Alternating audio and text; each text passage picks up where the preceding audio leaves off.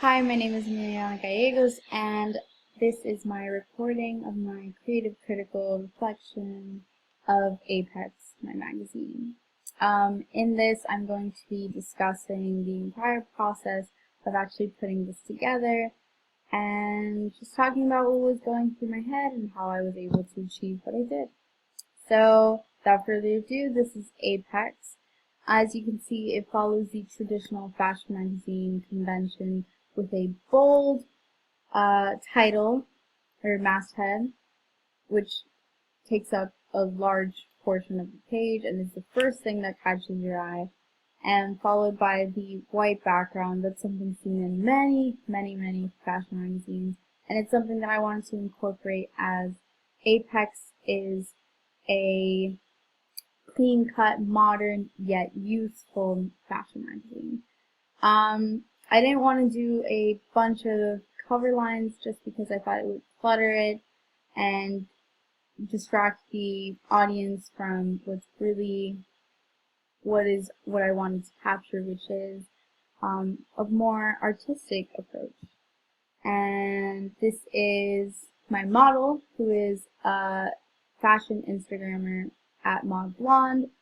She's also Emma Sanchez, and I actually decided to put a poster over her face just because her Instagram icon is this art piece, and I just thought it would look cooler and it would be different than just a traditional model looking into the camera, very sultry. So I thought this was a great approach to really emphasizing that youthful, fun, yet modern look. The next page is the table of contents / editor's monthly picks. Now, in multiple magazines, I've seen just a couple of editor's monthly picks. I don't know why most magazines don't. Maybe they think it's just not something they want to do. But it's something I thought was very personal and I thought would be great for changing it up every edition of the magazine. As for the index, I chose stories that I thought really represented pop culture, and fashion revolves around pop culture, so you can't have one without the other. And I thought this appealed to the target audience of mine, which is very young girls about 18 to late 20s. But again, the magazine has that more mature sophistication with the white running through it. But again, it's a fun fashion magazine, so obviously you have to include pop culture stories. The next page is my 2-page spread, which was so fun to do the actual interview and take the pictures. I had a bunch of ideas before finally deciding to interview Mod Blonde, and I think this was the best idea just because it was such a real story and such a real experience to sit down and talk with her.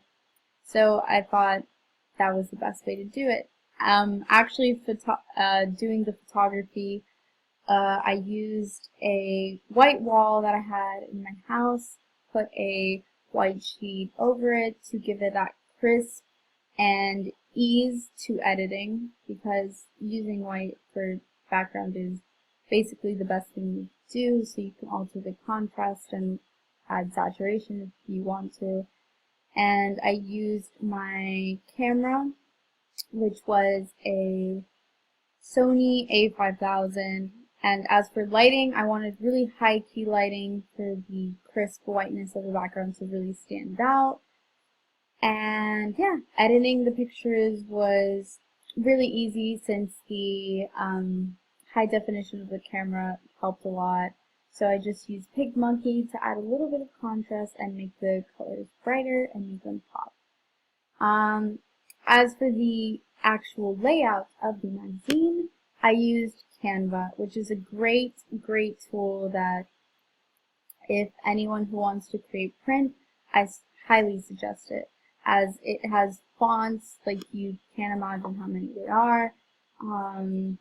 it has a bunch of tools that can really help you make graphics and illustrations, and I just had a fun time playing around with it.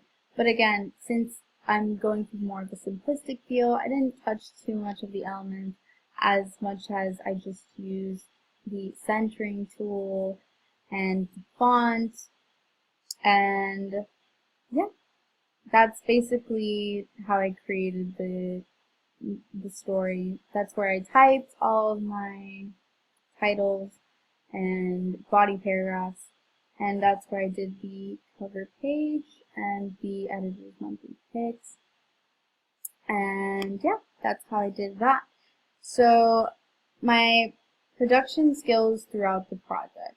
I really didn't have an idea where I was going with this at first, but soon enough, after going through countless Pinterest posts and just layouts, I thought simple is the way to go. So I wanted to really capture vivid images and just show the personality of Emma.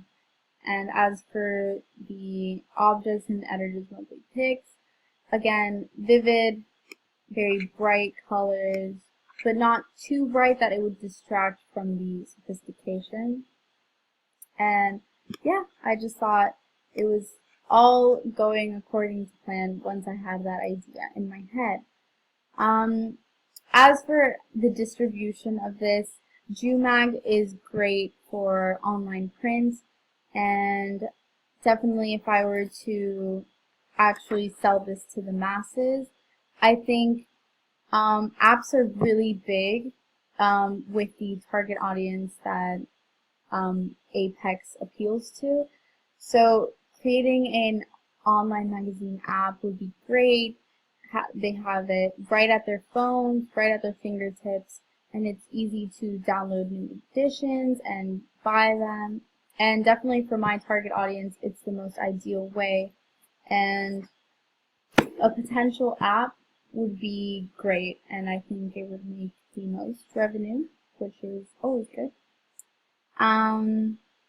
The integration of technology. So taking the photos were obviously done by camera, but putting everything together, definitely Jumag and Canva were my main go-tos, and I just thought it was so much simpler and more condensed in that way. All I had to do was create a PDF on Canva and just upload that to Jumag, and it was done like that.